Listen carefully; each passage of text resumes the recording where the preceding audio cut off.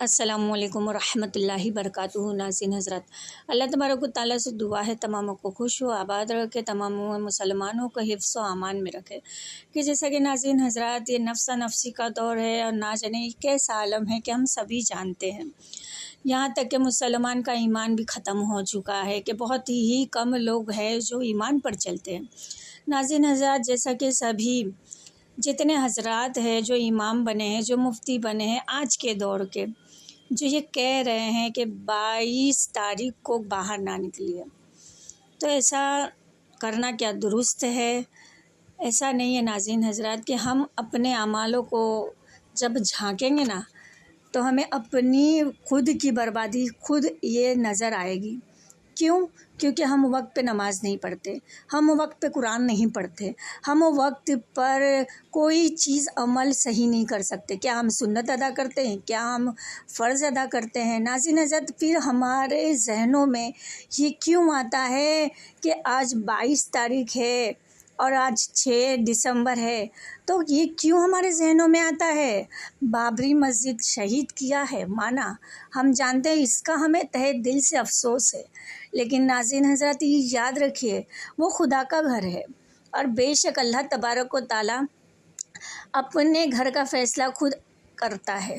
جیسا کہ ہم نے سورہ جو پڑھتے ہیں الم تری کیف فعل ربک باصحاب الفیل، تو جب ہم یہ سورہ پڑھتے ہیں تو کیا ہم یہ اس کے ترجمے پڑھے ہیں کہ اصحاب فیل کیوں ہوا؟ اصحاب فیل کا جب ہم واقعہ پڑھتے ہیں اور جو واقعات آئے ہیں، جو وہاں بادشاہ ابراہم نام کا تھا، حضرت عبد المطلب رضی اللہ تعالی عنہ جب گئے اور جب ابراہم بادشاہ نے یہ طلب کیا کہ آپ اگر مسجد کے سلسلے میں میرے پاس آئے ہیں تو ہم معاف نہیں کرتے، اس وقت حضرت مطلب رضی اللہ تعالی عنہ جو کہ سرکار صلی اللہ تعالی علیہ وسلم کے دادا ہے، الحمدللہ انہوں نے بہت خوب جواب دیا کہ بے شک میں اپنے کام کے لیے آیا ہوں، اگر اللہ کا وہ گھر ہے تو بے شک اللہ اس کا نگہبان ہے۔ میرے ناظرین حضرات، آپ تفسیر پڑھیں گے تو انشاءاللہ تبارک و تعالیٰ ہمیں یہ ساری چیزیں خود ہی ذہن میں آئے گی۔ ہم ہمارے ذہنوں میں یہ کیوں لاتے ہیں؟ ان لوگوں نے جس طرح سے بنایا ہے وہ ان کا مسئلہ ہے، انہیں چھوڑ دیجیے۔ ہمارے ذہنوں میں یہ نہیں ہونا چاہیے، ہمارے ذہنوں میں یہ ہونا چاہیے کہ میں اب کون سی نمازیں پڑھوں، میں اب کون سی قضا کروں، میری کون سی نماز چھوٹ گئی ہے، میرا کون سا عمل چھوٹ گیا ہے۔ بلکہ ہم یہ سوچتے نہیں، بلکہ ہم یہ جہاں کہیں نعرے لگتے ہیں ہمارے دماغوں میں فتنے پیدا ہوتے ہیں اور شیطان ہم سے وہ کام لیتا ہے جو اللہ کو ناپسند ہے۔ ناظرین حضرات، آپ کو بتانے کا مقصد یہ ہے کہ یہ نفسا نفسی کا عالم ہے۔ ہم خود جانتے ہیں کہ یہ ہم کرونا سے لے کر اب تک کی جتنی جد و جہد تمام اللہ تبارک و تعالیٰ کی مخلوقات کو جھیلنی پڑی ہے، تو ہم کیوں نہیں ذہن میں رکھتے ہیں کہ اللہ تبارک و تعالیٰ نے کس طرح ہر چیز کو معاملات کا فیصلہ خود کرتا ہے۔ وہ ہمیں اپنا فیصلہ بھی اللہ تبارک و تعالیٰ پہ چھوڑنا چاہیے۔ جیسا کہ بڑی بڑی نشانیاں ظاہر ہو رہی قیامت کی، یہ سبھی جانتے ہیں، تو ہم اپنی الجھنوں میں پڑتے ہوئے نہ چاہ کے ہم یہ سوچیں کہ ہم اپنی جانوں سے بچیں، تو بے شک اپنی جانوں سے بچنا اللہ تبارک و تعالیٰ نے خود فرمایا ہے کہ سب سے پہلے اپنی جان کو بچاؤ۔ تو بے شک اللہ سے دعا کرے کہ ایسی کوئی چیز نہیں ہوتی ہے۔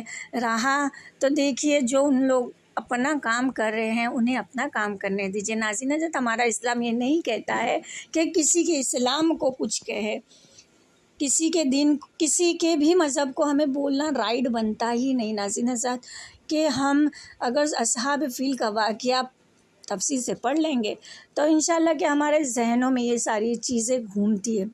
دیکھیے، جس طرح سے آپ کو ایک مثال دیتے چلتے ہیں، جس طرح سے موبائل بنانے والے نے موبائل بنایا، موبائل میں اتنے پارٹس رکھے، وہ تو اپنا کام کر دیا، لیکن جب بھی ایک کال آتا ہے تو ہم ساری چیزیں چھوڑتے ہیں اور وہ کال اٹینڈ کرتے ہیں۔